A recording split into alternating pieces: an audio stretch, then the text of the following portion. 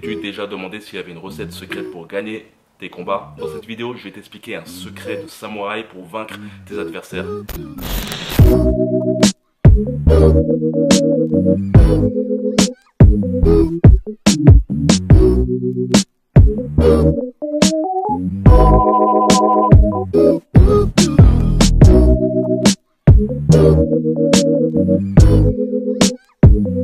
Salut à toi, c'est Chinois. Aujourd'hui, vidéo où je vais t'expliquer, on va dire, un petit secret de samouraï, on va dire même un grand secret de samouraï pour vaincre tes adversaires.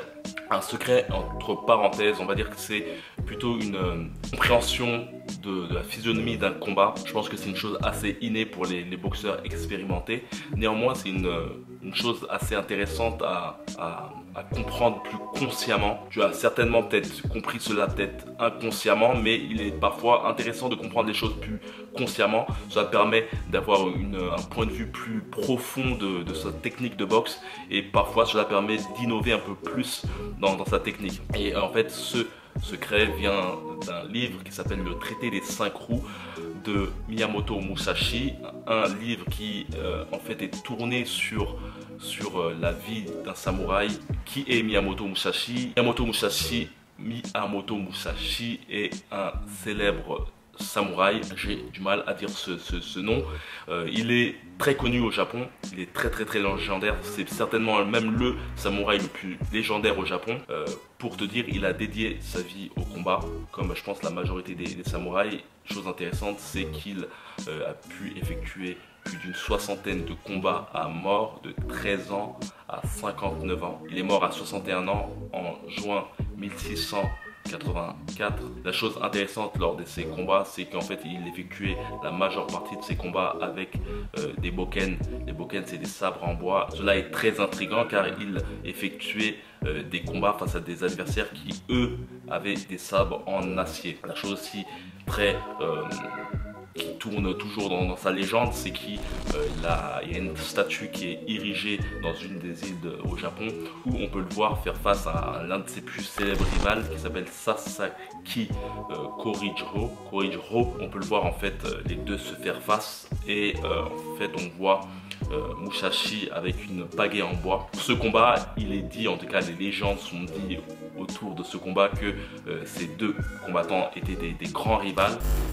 Un jour, ils se sont combattus dans une plage. Et vu que Miyamoto Musashi n'avait pas de bokken, de sabre avec lui, il s'est servi d'une pagaie en bois pour vaincre son adversaire qu'il tua. 2 ans avant sa mort, Miyamoto Musashi décida d'arrêter sa carrière de samouraï, d'arrêter les combats, et il décida de se retrancher dans le mont Iwato. Donc c'est dans ce retranchement qu'il écriva un célèbre livre qui s'appelle Le Traité des 5 roues, où le secret numéro 1 est le fait de connaître le rythme de ton adversaire.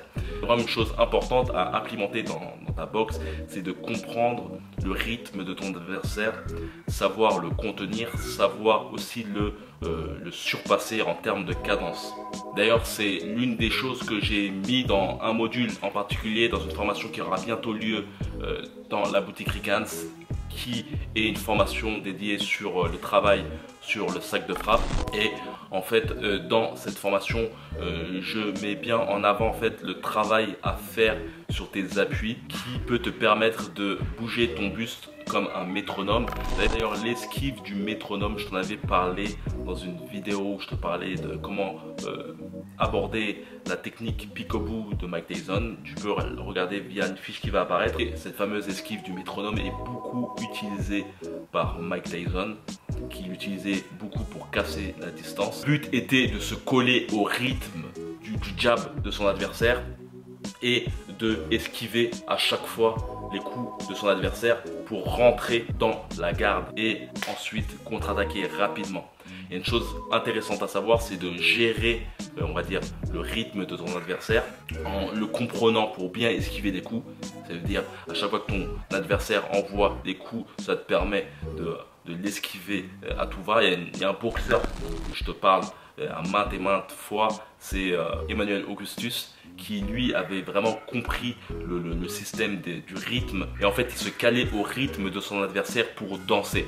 Tu peux le voir que lorsqu'il comprenait le rythme de son adversaire, dès qu'il esquivait un coup de son adversaire, il comprenait qu'après il pouvait boucher dans tous les sens en se collant au rythme de son adversaire. D'ailleurs on l'appelle Drunken Master car en fait il a une attitude assez similaire à un film de Jackie Chan qui a eu 2 volets, qui s'appelle lui aussi Drunken Master, qui est le boxeur, je ne me rappelle plus du terme, c'était la danse de l'homme sous. En fait, c'était une sorte de moine, en tout cas un combattant chinois qui, en fait, dès qu'il était sous, en fait, il était ultra vif et pareil, il prenait le rythme de ses adversaires et il dansait avec le rythme des adversaires en esquivant les coups et en les contre-attaquant rapidement. D'ailleurs, il y a un combat que je te conseille de regarder. C'est un combat entre Vasyl Lomachenko et un Français, Kedafi Jalkir, qui a eu lieu en 2008, je crois bien, au JO de Sydney.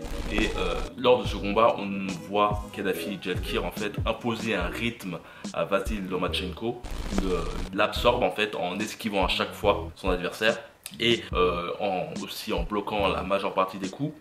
Et on peut voir que Kedafi Jalkir en fait impose un rythme à Vasyl Lomachenko, et on va dire qu'à la moitié du premier round, et ben Vasyl Lomachenko impose à son tour un rythme à Kedafi Jalkir qui lui n'arrive pas à le contenir, n'arrive pas à l'absorber. Et c'est là qu'on voit vraiment l'opposition des 2 rythmes, et c'est super rapide à voir.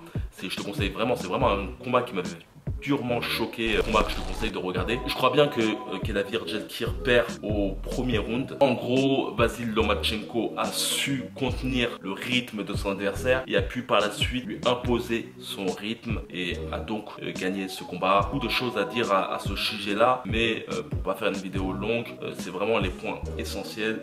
C'est de vraiment connaître le rythme de son adversaire grâce au round d'observation. Aussi, parfois, savoir aussi faire passer l'orage, c'est-à-dire se mettre en garde et encaisser les coups, ou plutôt les bloquer, et surtout aussi accrocher son adversaire, ce qui permet de casser le rythme. Et voilà. Une chose à dire, c'est que je prépare 2 formations, l'une sur les kettlebells pour le fight, pour s'entraîner pour tout type de sport de combat, et aussi une autre formation pour le punching ball pour bien comprendre comment utiliser un punching ball. Les formations sont pour l'instant en pré-vente et il faut t'inscrire dans une newsletter pour être prévenu le jour de la sortie de ces fameuses pré-ventes. Donc voilà, tout est dans la description. Il y a d'autres informations dans la description si tu souhaites être au courant de prochains stages ou si tu souhaites faire des cours particuliers. Comme d'habitude, que la boxe soit avec toi. 9-1 за первый раунд, а мы говорим, тут не все 9 очков набирали за бой. Даже финал он ворвался и показал все, что у него есть. Все запасы, которые он держал в себе, он показал в первом раунде. Удивительного боксера воспитали украинские тренеры, с чем их можно поздравить.